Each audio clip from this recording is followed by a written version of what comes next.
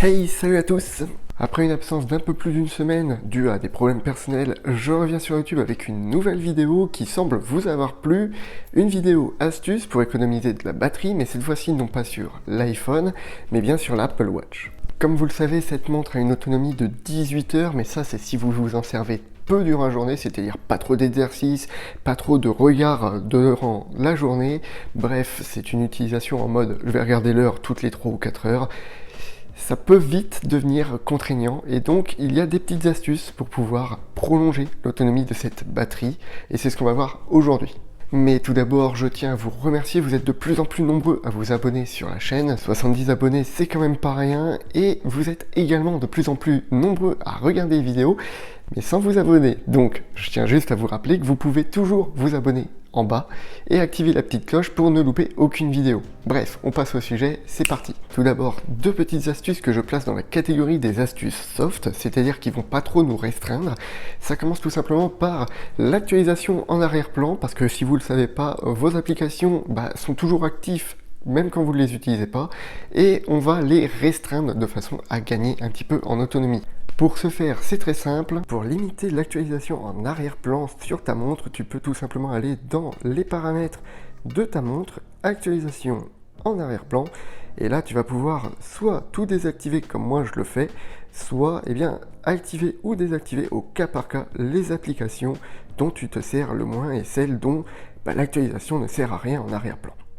Deuxième petite astuce, c'est tout simplement de réduire le nombre de notifications que vous allez avoir sur votre montre. Mon conseil, n'activez les notifications que pour ce qui est le plus urgent à vos yeux, par exemple les SMS, les appels, les mails professionnels peut-être, et tout le reste, laissez-les sur le téléphone. Pour trier les applications qui peuvent ou non t'envoyer des notifications sur ton Apple Watch, dirige-toi sur cette application, puis notifications, et tout en bas, tu vas pouvoir choisir les applications qui pourront ou non t'envoyer des notifications.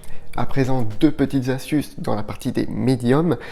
Là, on va commencer déjà à couper quelques fonctionnalités de notre montre, donc ça peut poser problème pour ceux qui les utilisent, donc à vous de voir si vous voulez ou non faire ces petites astuces.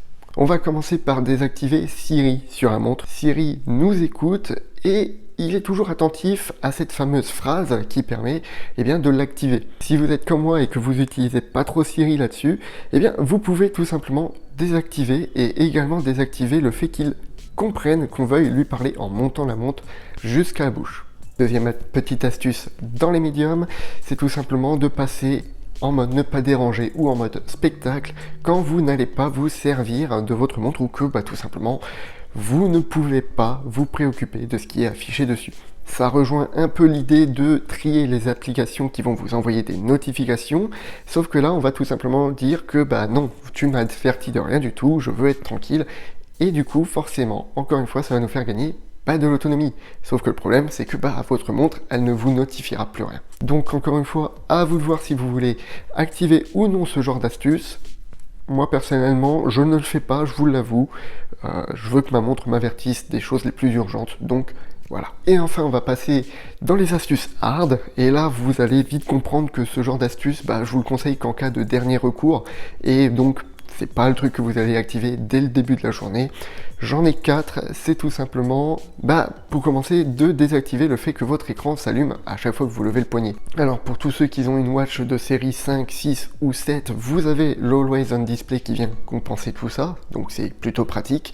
Par contre, pour ceux qui ont des watch 1, 2, 3, 4 et même la SE, vous allez devoir appuyer sur le bouton ou toucher l'écran pour pouvoir l'activer. Donc ça va vite devenir problématique. Deuxième astuce parmi les hard, si vous êtes un sportif et que vous utilisez souvent l'application exercice de votre montre, vous pouvez tout simplement passer cette dernière en mode économique durant vos exercices. Ça sera moins précis, vous aurez donc pas le tracé de votre exercice, les calories brûlées vont être approximatives, mais par contre vous allez forcément conserver de la batterie puisque tout ça, ça consomme naturellement beaucoup plus d'autonomie. Troisième astuce, et là vous allez voir votre montre tout simplement ne plus servir à grand chose.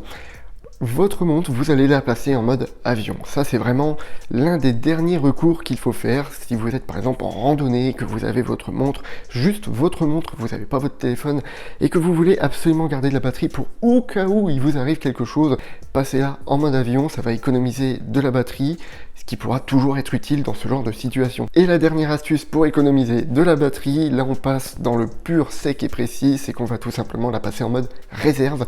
Vous allez donc tout simplement désactiver tout ce qui se passe sur votre montre, ça va drastiquement augmenter votre batterie.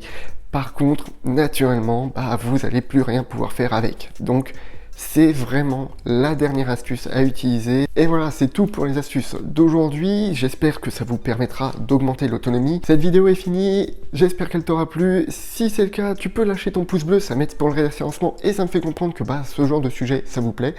Donc, voilà, un petit pouce bleu, ça coûte rien. En attendant, moi je te dis à la prochaine et tchuss!